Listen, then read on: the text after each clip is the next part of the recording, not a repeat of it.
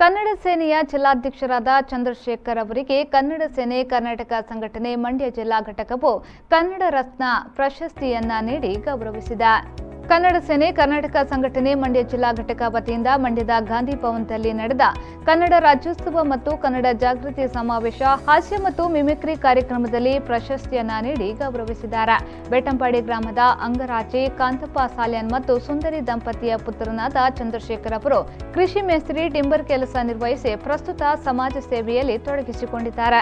ಕರುನಾಡ ಕಾಯಕ ಕರ್ತೃ ರಾಜ್ಯಾಧ್ಯಕ್ಷ ಕೆಆರ್ ಕುಮಾರ್ ಅವರ ನೇತೃತ್ವದಲ್ಲಿ ನಾಡು ನುಡಿ ನಿಷ್ಠೆ ಸೇವೆಯ ಧ್ಯೇಯದೊಡನೆ ಕಾರ್ಯನಿರ್ವಹಿಸುತ್ತಿರುವ ಮಂಡ್ಯ ಜಿಲ್ಲಾ ಘಟಕದ ಕನ್ನಡ ರತ್ನ ಪ್ರಶಸ್ತಿ ನೀಡಿ ಗೌರವಿಸಿದೆ. ಚಂದ್ರಶೇಖರ್ ಅವರು ಕನ್ನಡ ಕುರಿತಂತೆ ಅದಮ್ಯ ಸೇವೆಯನ್ನ ಸಲ್ಲಿಸಿದ್ದು ನಾಡು ನುಡಿ ಸಂಸ್ಕೃತಿಯ ಬಗ್ಗೆ ಅಪಾರ ಗೌರವ ಅಭಿಮಾನಗಳನ್ನ ಹೊಂದಿದವರಾಗಿದ್ದಾರೆ.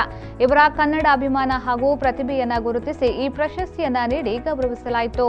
ಕಾರ್ಯಕ್ರಮದಲ್ಲಿ ದಕ್ಷಿಣ ಕನ್ನಡ ಪ್ರತಿಭಾನ್ವಿತ ಕನ್ನಡ ಪ್ರೇಮಿ ದಕ್ಷಿಣ ಕನ್ನಡ ಜಿಲ್ಲೆ ಮಂಗಳೂರಿನ ಕನ್ನಡ ಸೇನೆಯ ಜಿಲ್ಲಾಧ್ಯಕ್ಷರಾದ ಚಂದ್ರಶೇಖರ್ ಸೇರಿ ಹಲವರಿಗೆ ಕನ್ನಡ ಪ್ರಶಸ್ತಿ ಪುರಸ್ಕಾರ ನೀಡಿ ಗೌರವಿಸಲಾಯಿತು.